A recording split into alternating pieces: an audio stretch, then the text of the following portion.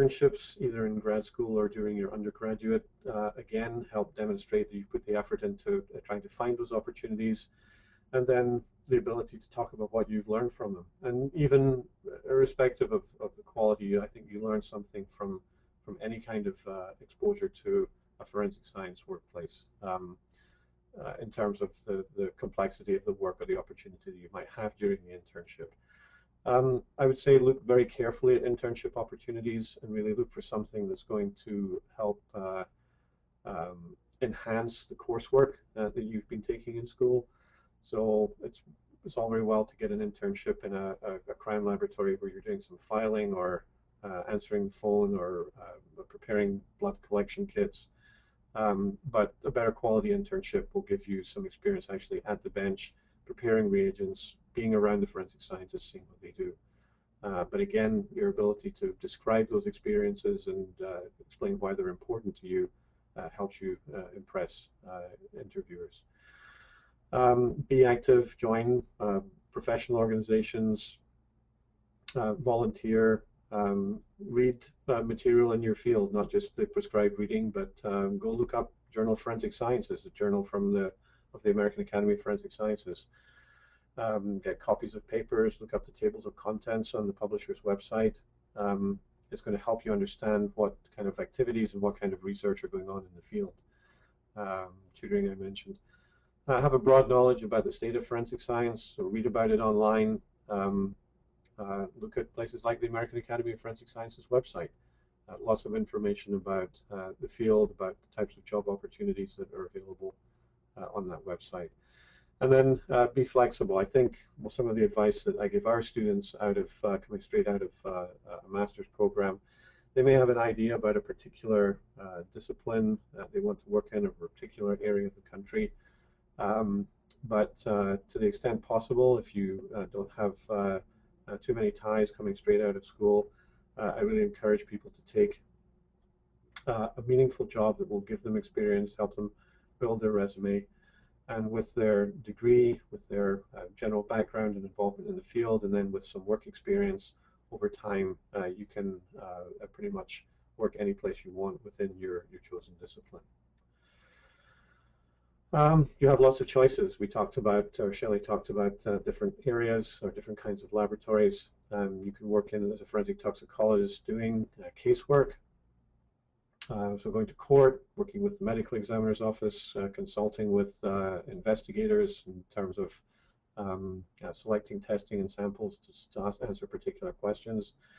There are research opportunities in forensic toxicology through universities and collaborations between academia and the public sector and private sector laboratories.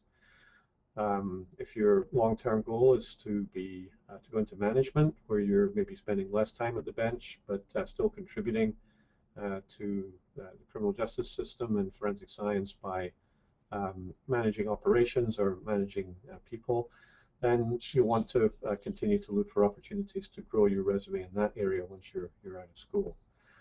You can certainly advance in your career without becoming a manager.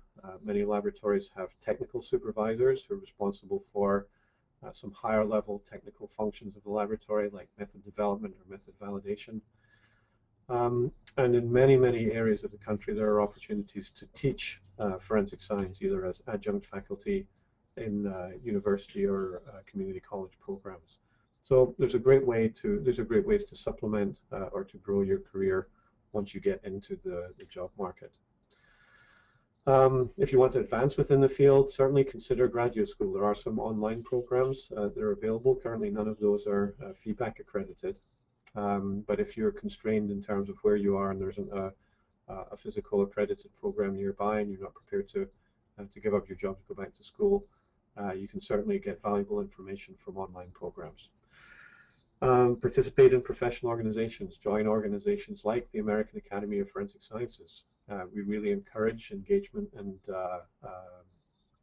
early entry into our organization by people coming into the field. You can join AAFS as a student member, in fact, while you're still in your undergraduate or graduate program.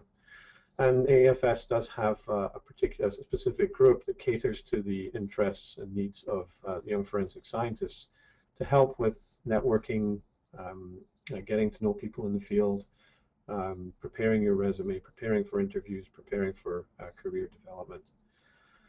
So network, we get to meet people, collaborate maybe on research projects with people in neighboring labs or other labs within your agency's lab system. And then take every opportunity you can to get additional training and make sure that you document that on your resume. In most fields in forensic science now, there are opportunities to become certified. We'll talk about the certification process in forensic toxicology in just a little bit. And then find a mentor, find somebody who's going to be able to help make introductions for you and get you some of these opportunities to collaborate and work with other established scientists in the field. So Shelley, I think I'm already talking over your slides. Maybe you want to talk about professional organizations. Sure. So there's the Academy of Forensic Sciences, but there's also a whole host of other ones. There's the Society of Forensic Toxicologists, Southwestern Organization, the California one, the International Association of Forensic Toxicologists. So there's some local ones. There's also some international ones. So look into where you live. Look into maybe some of these national ones where you could attend their annual meetings. Volunteer to help with those meetings. Some of them offer maybe some type of free registration by coming to volunteer. And a lot of these organizations have smaller committees where maybe you could get involved. And just as Barry mentioned with the academy, that there's the forensic toxicologists, the young forensic scientists, there's other organizations that have young forensic toxicology type committees and programs that can help you along in your studies and networking. And then certainly, as mentioned before, is visiting laboratories, getting involved, and then helping to understand maybe some of the organizations that they're involved in. Presenting at these professional meetings, a lot of them have platforms or oral presentations that may be 15 minutes long, or even presenting a poster. And there are a lot of journals, there's newsletters, different ways to get published and to present some of your research and get practice writing and networking with other people. So certification. There are a couple of bodies that certify people in the field of forensic toxicology. The best known one and the one that has the largest number of certified scientists is ABFT. ABFT will certify people at either diplomate status or specialist status. So just very briefly, and there's more information on the website of ABFT about these certifications. Certification is a process of allowing an individual who's been working in the field, who has the appropriate education and training and breadth of knowledge to be recognized for that skill set. And that's done by conferring a certification status on them. So to be a diplomate of ABFT, you do need an earned doctorate. You need to have the appropriate undergraduate and graduate courses, particularly in chemistry. And then you're required also to have 3 years postdoctoral experience in toxicology or a related discipline, applying what you've learned in graduate school. Then you have to produce to document the fact that you are engaged and active in the field of forensic toxicology. You have to be active in the field at the time you apply. And then you take a comprehensive written exam based on broad principles of toxicology. And then once you achieve certification, you continue to have to document continuing professional education to make sure that you can demonstrate you're current with the state of your field. ABFT also offers certification at the specialist level. This is for people who have earned bachelor's or master's degrees. And the coursework requirements are the same in terms of the fields that you have to have coursework in. And again, you can't apply to be certified until you have 3 years of work experience in toxicology after your date of graduation. And again, you're required to document your professional activities within the field. You need to be actively involved in the practice of forensic toxicology when you're certified, and again, take an exam and then continue to receive continuing professional education every year, which you can do by a variety of different things, including attending meetings, but also by writing articles or papers, presenting material at professional meetings, volunteering on committees for professional organizations. All that counts towards evidence of continuing professional education. Salary expectations, of course, vary widely depending on the size of the laboratory and the part of the country that you might be working in.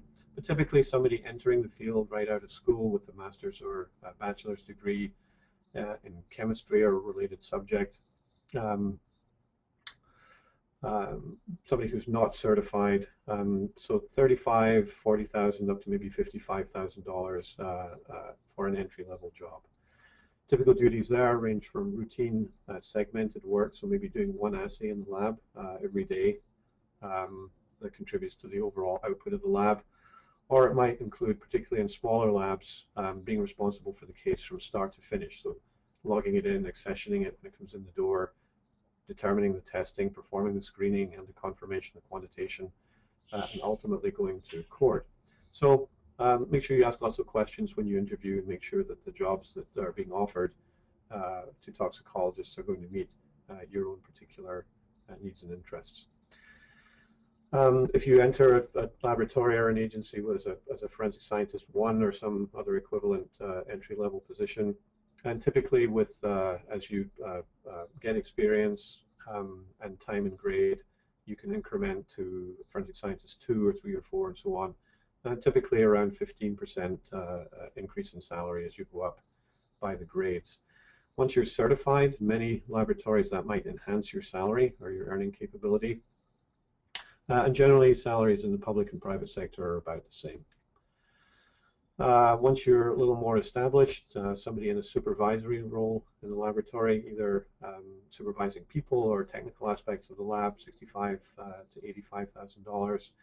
And then in management, anywhere from about $80,000 up to $120,000 in some of the very larger, more complex labs. If you're more interested in teaching forensic toxicology in academia, an entry-level assistant professor position, probably somewhere around $60,000 to $85,000, and then with associate or full professor, $70,000 up to $110,000, or maybe a little higher, but probably not a whole lot higher. So just to wrap up, there are some resource links at the end of the presentation. In the interest of time, I think we won't visit those sites right now. A number of them are at the AAFS website. I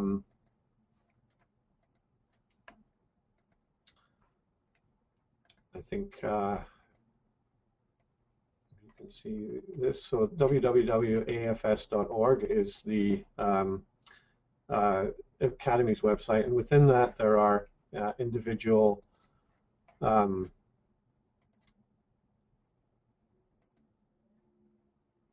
there are individual pages that deal with everything from how to find out which programs are accredited by FEPAC, which ones, what some of the career paths are within disciplines other than toxicology, and there's also a link to the Young Forensic Scientists Forum page on there too.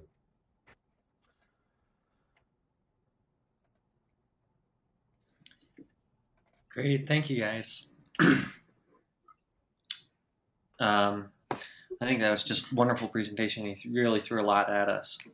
So I'm going to start the questions off with one that is it difficult to get hired as a senior position with a PhD without really having a lot of lab experience? But I'd like to open that up as a little broader question is, how's the job market and the demand for forensic toxicologists? Well, Karen, do you want to say something about the success rate of your students in finding jobs? We have a greater than 90% success rate of getting our students who graduate from the program into the next stage, I guess, of their career. So a lot of them go into their first job. A lot of those are within forensic science laboratories, and some of those are obviously in forensic toxicology. We also have students who've gone on into PhD programs, and students who've gone to work in other related fields, I guess, so not necessarily a forensic toxicology job, but there are, as Shelley mentioned at the beginning, there are so many other types of work that is related. So some of them are working in clinical labs, for example. We have some students who are working in the army labs as forensic toxicologists. So yeah, I think my feeling is that the market is reasonably buoyant. Just yesterday, actually, we had an inquiry through from one of the labs who are looking for a couple of forensic toxicologists to go and work there. So there's definitely jobs available. Yeah, I think, like I said earlier, the flexibility is very important, and the first job you get may not be your ideal job, but it's going to help you get your ideal job if you get some experience at the bench and take advantage of the training that's available through that agency and attending meetings. With respect to the specific question you asked, Jeff, about is it easy to get into a leadership position in a forensic toxicology lab with a PhD, but maybe not bench experience? That certainly happens, but I think even somebody coming to the field with a PhD would want to spend some time at the bench doing some forensic casework before they got into a more senior management position, because understanding the nuances of how the science works, the dynamic between your customers and what goes on in the laboratory, all of that's going to make you more effective as a manager ultimately. So I think a lot of the skills you learn going through a PhD program help you in a management career, but I think it's equally important to have some experience at the bench. Would you mind speaking a little bit about the differences between an opportunity of someone who has a master's degree and a PhD and bachelor's, and what the steps along the way are and what that looks like for them? Karen, do you want to address that? I think it's a fine balance, because the more qualified you are, the less jobs are available, but the less of you there are, I guess. So there are less graduates coming out with relevant PhD programs for less jobs at that level within a company. Again, I think it depends on what your goal is. If you want to be in the lab at the bench doing the analysis, and that's what some people's goal is. I mean, I've taught at both the undergraduate level and the master's level and at the PhD level, so I've managed students at all three levels, some who want to just go and work at the bench, some who want to have that next step up the ladder, who want to be court-going forensic scientists as opposed to people who are doing the routine analysis in the lab on a day-to-day basis. What else? I guess something that I can add in is some laboratories will substitute a degree for a certain number of years of experience. So some people can kind of work their way up through some of that middle management with the years of experience. So that's something else to keep in mind too, that if you love the bench work, but you're willing to learn the method development, learn troubleshooting, do the research and that kind of thing, and get involved in various aspects of organizations, then there's a way that you can move up in different parts of the field without going on for more degrees. Plus there's some non-traditional degrees that can help supplement some of the research or some of your experience as well. Yeah. Great. Would you recommend pursuing your academic, your education directly all the way through until the end, or would you say it's wise to stop and take time between your degrees working? I can speak from the going straight through aspect, because that's what I did. I mean, I did my undergraduate degree in forensic and analytical chemistry, and then I moved straight into my PhD. So I didn't take a stop out. I didn't feel the need to do that. But I was very fortunate where I did my PhD as a working lab. So in addition to doing my PhD research, I was also involved with doing forensic toxicology casework at that time. So I kind of had the best of both worlds. I think it's difficult to go back. once you're earning money, and so you would need to have a lot of drive behind you to want to go back and stop earning a salary and to go back into school and to start learning again. So in some ways it's easier to just keep the ball rolling and keep going while you're there. But I can understand that for some people, going out and actually getting a job is more important than continuing with their education. Well, some universities require internships and things, so you're getting an opportunity to get some work experience even going through school. So if you have the drive to stay in school, that tends, and maybe that's just my biased opinion, tends to be easier. Plus, a lot of the graduate programs require, gaining some experience along with the research. Ideally, if you can get creative and find laboratories nearby that you can maybe do some collaboration work and sort of see some of the practical side of it while you're in graduate school. And I think that goes down to finding mentors, finding people in the field that are doing the type of work that you want to do, and ask them how do they keep the drive and stay involved in forensics even maybe while in school. Yeah, and from us looking at applications for students who are coming into our graduate program, that's one of the things that we look at, is if they've done that, they've contacted their local lab, they've gone and they've got some internship experience as part of their undergraduate, even if their undergraduate's not in a forensic science field. It shows that they have that keen interest to study in forensic sciences. So how should one go about choosing a mentor for guidance, and what are maybe some good qualities to look for? Things that you guys find important. Sure, that's a great question. In fact, that's something that our organization is really focusing on this year. We have, as you can see on the screen, our 56th annual meeting coming up in Seattle, Washington in February, in just a few weeks. And the focus or the theme of our meeting this year is forensic science education and mentorship, and recognizing that the quality and forensic science going forward is going to be a function of how well we prepare people who are going to be the leaders and researchers and teachers tomorrow. So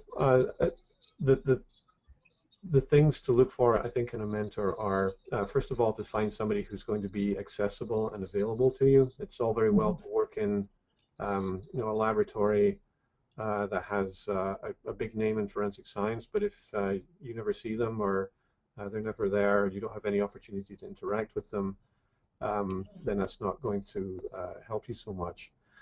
So find somebody who's going to be available and engaged. Find somebody who's going to take an interest in your particular career, and you have to make some effort too in terms of explaining or what kind of input or guidance you're looking for in helping you develop your career. There's specific things you're looking for help with. For example, how do I get to meet somebody who's working on the same research project as I am?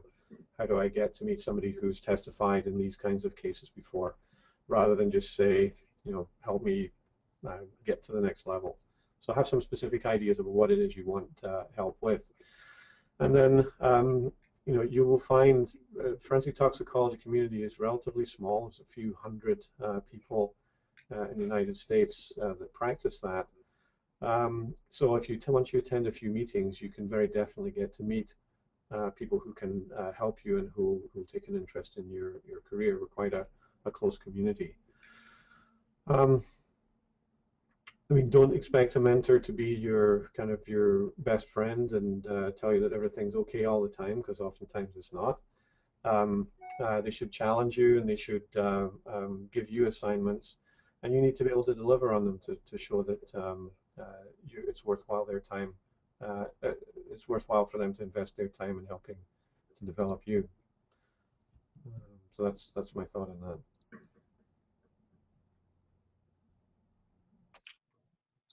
Great. So I'm going to take a jump back. I think a younger viewer probably submitted this, but I'm not really sure I want to be a forensics toxicologist. What's the best way to find out a little bit more about what you guys do? Do you have a shadowing program? or how can I find out more about what it means to be a forensic toxicologist? Well, you can go to some of these resources that are on the slide here, and I should say that, and Jeff will cover this in a little bit, that this webinar will be posted online, and the video will be posted online in a couple of days, so you can go back and spend some more time copying down the specific information. You don't have to write it down right now. But on the AAFS website, there is, for example, a document that talks about career paths in forensic science. That gives a little more detail on some of the day-to-day things that forensic toxicologists, amongst other disciplines, do in their labs. We have a booklet on choosing careers in forensic science that again will tell you something about the kinds of casework that forensic toxicologists do. There's no national program that coordinates shadowing. The best thing to do is to try to contact your local forensic science or forensic toxicology laboratory and ask if there's an opportunity to job shadow there. Many labs do. We get lots of requests from people, so we can't always accommodate everybody. But that's the place to start. And I think if you're really interested in finding out about it and you're persistent, that sooner or later you'll get that opportunity. AAFS also offers programs for high school students through the a program that's run in the summer in various different parts of the country. It's called the FSEC program, and you can find information about that on the AAFS website. So that gives you, when you're a high school student, an opportunity to spend a few days during the summer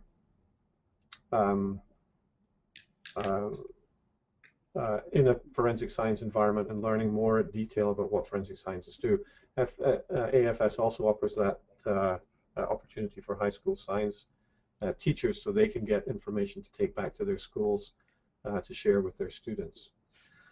And then also during the AAFS annual meeting, we have what we call our Student Academy, which wherever the venue is, this year in Seattle, we have one day when local high school students are invited to come to the Academy meeting. They spend a full day there.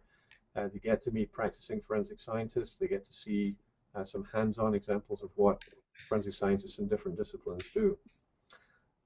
So those are some options. You can also contact your local college if it has a forensic science degree program. Frequently, they'll do outreach events or activities to help educate high school students about forensic science. So these are some places to start. I don't know if do any of the rest of you have suggestions on that?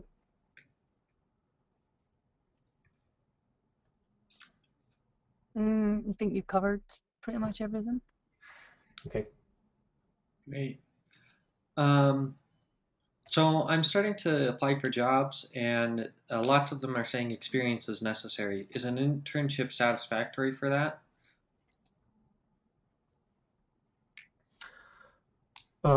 Typically not. It depends on the nature of the internship and how long it is and what kind of opportunities you've had. But many laboratories, or most laboratories, I would say, don't expect you to come there with the full skill set that's necessary to be a forensic toxicologist or a forensic chemist. They have a training program. They have milestones that they expect people to meet over time. I think the value of the internship is more, it shows your level of interest and engagement, and once you have a foot in the door, being able to learn some more and make some connections and contacts. But typically employers would not count internships something that was a month long or 2 months long as previous experience. I don't know what your laboratory does about that, Shelley.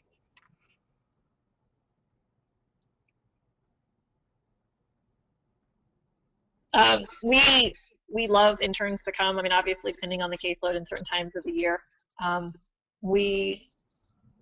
it helps us understand where your interest is and that kind of thing, and I think it does provide some information. I think the key is that people come in with an understanding of chemistry. They truly can help troubleshoot and think for themselves how to manage their time, manage efficiency, and the internship is nice in that process because it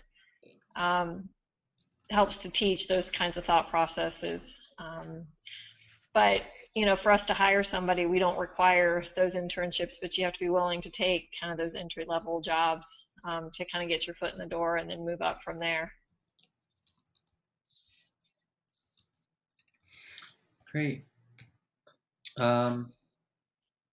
You mentioned being active by joining professional groups, tutoring, etc., while in an undergraduate program. I'm looking for a graduate program in forensic sciences, and I'd like to know a little bit more about the lifestyle of a graduate student there. How much time would actually be active for a student? How much time would you actively be working in a lab or working as an internship while in grad school? That is going to be very dependent on the actual graduate program that you go into. Some of them are more lab intensive than others. I can talk to the program at Arcadia if that would be useful. Yeah. So we have a mixture of lecture-based education and but a very strong emphasis on the lab elements. So you would have equivalent time in the lab that you would have in the classroom for courses, for example, forensic toxicology or forensic chemistry. We also have a full semester of internship experience, so our students have the opportunity to either do an external internship with a company. We also offer what we call an internal internship, which we run through our affiliated laboratory. Research-wise, all of our research is laboratory-based, and the students spend 2 parts of the summer on their research, plus the fall semester in their second year, plus the spring semester in their second year, focusing on their research. So we do have a strong focus on having the students in the lab. And within the taught elements, we're also discussing what's happening in the lab and I guess how the theory is then applied into practice. I think from an employer's perspective, it's easy to tell when you interview people who are applying for jobs how much time they spent in the lab when they were in their degree program. So to the extent that you can find a program that has a lot of hands-on, it's not going to be, you're not going to be in a group of 15 people standing watching a sample being run on an instrument, but you're going to get to prepare samples, prepare the instrument, troubleshoot the instrument when it breaks down, develop or fine-tune your methods, to have hands-on experience with dealing with all the routine problems that come up in the course of an analysis. Like I said, it's quite obvious when you talk to people whether they've had that experience or if it's simply based on what they've learned in a lecture. So that's a good thing to ask about when you go and look at programs, as to see the laboratory facilities, get an understanding of how much equipment is available, how big the class is, how much hands-on experience you're going to get.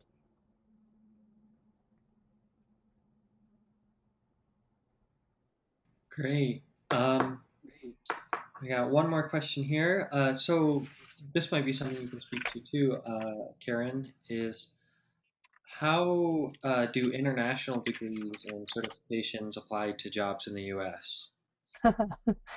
That's a very good question.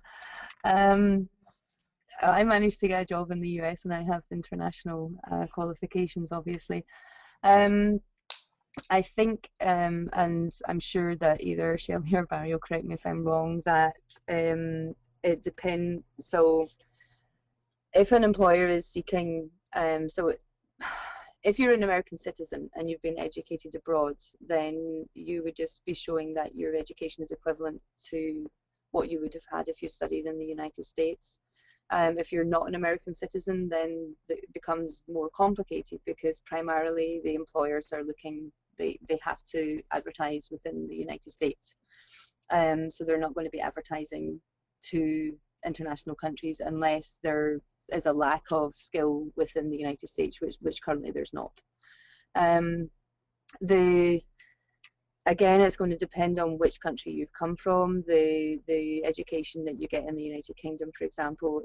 So having taught in the United Kingdom and in the United States, I would say that the level of student who's graduating from each of those programs would be roughly equivalent. So someone graduating with a master's degree in forensic toxicology from Scotland, for example, would be equivalent to someone who has that same level of qualification in the United States. Did that answer the question? I think so. Yeah. So my ideal position would be working in a government crime lab, but the question really, I think, is can you talk a little bit about the differences in applicability of a graduate degree in pharmacology versus analytical chemistry or forensic toxicology? Is there one that's a little more advantageous, or are they just different? I think they're largely different, and it probably relates to your personal preference.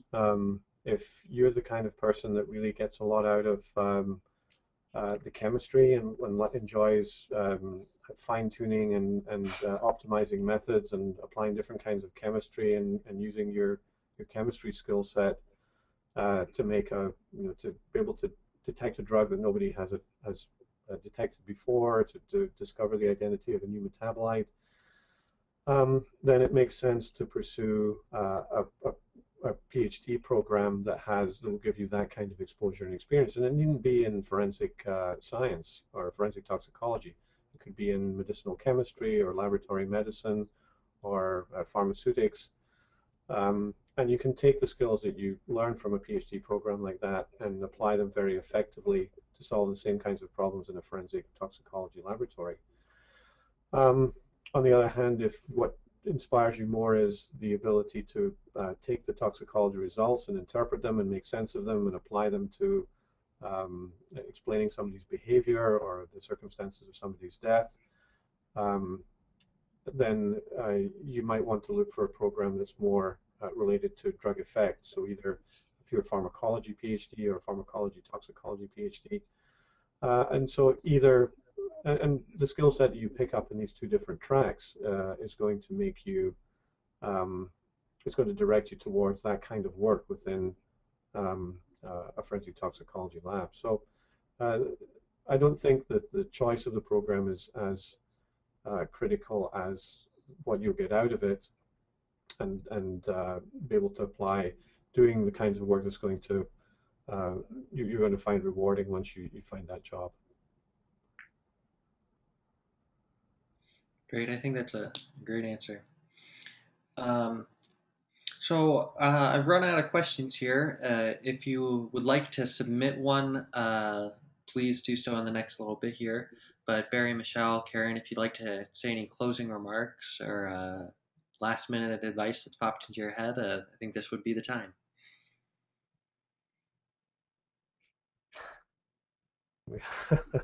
We answered everything.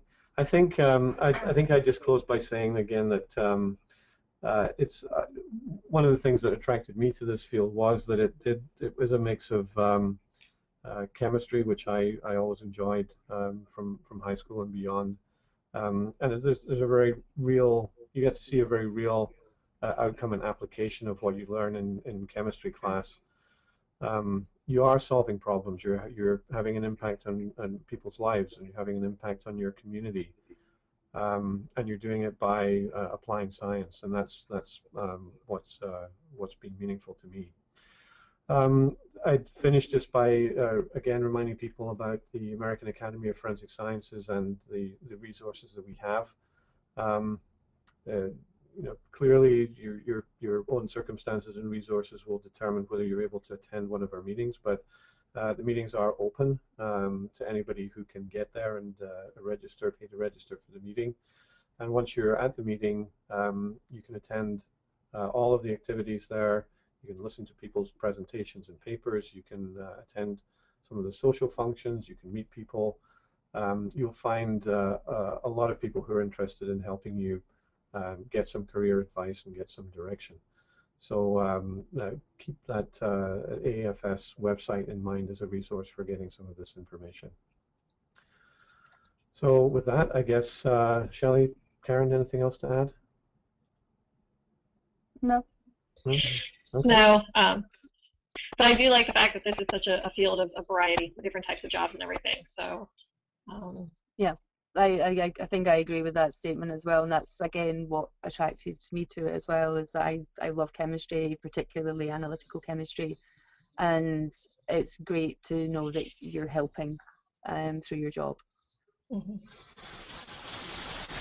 Okay, well, I'd like to thank Shelley and Karen for participating with us here. Karen's actually here tonight representing an organization called COFSE, which also has its own website, COFSE, the Coalition of Forensic Science Educators, at COFSE.org. And that's a group that's formed recently, or actually been around for a while, but their mission is to help to create resources and connections and networking for people who are teaching in forensic science programs. So I appreciate COFSE's working with us on this initiative. And Shelley, thank you very much for your time. And as always, Jeff, thanks for facilitating. You want to say something about? Our pleasure. Thank you. You want to say something about how people can access this? Yeah, absolutely. I got one more question that's come in this little bit here too. Is how has a PhD versus a master's degree benefited you? You want to answer that, Shelley? I think for me, the opportunity to take more time doing research, getting the PhD, to kind of troubleshoot, have that opportunity to train longer, maybe attend court with my mentor longer, that kind of thing, allowed me to explore more opportunities. I guess just a couple of side research projects, different things like that. I had a fortunate opportunity to kind of work in a forensic toxicology lab while I was in graduate school, kind of as part of my research. So being able to do more of that under the umbrella of training versus having the master's, working, and then kind of working my way up with multiple years of experience is kind of how you see the difference between those two. I think, kind of thinking about what your niche, what you want it to be, maybe going into management, having that PhD may be required in many laboratories. So if you really are thinking kind of high-level laboratory management, the PhD probably would do well for you. But again, I think it's just kind of where your passion is. If you want to be a technical supervisor, work on the bench and kind of work your way up, having a master's is certainly very respectable. But if you really want to kind of understand the why and take that time to learn that, understand that why, there's certainly PhD programs out there that can really suit you well for those.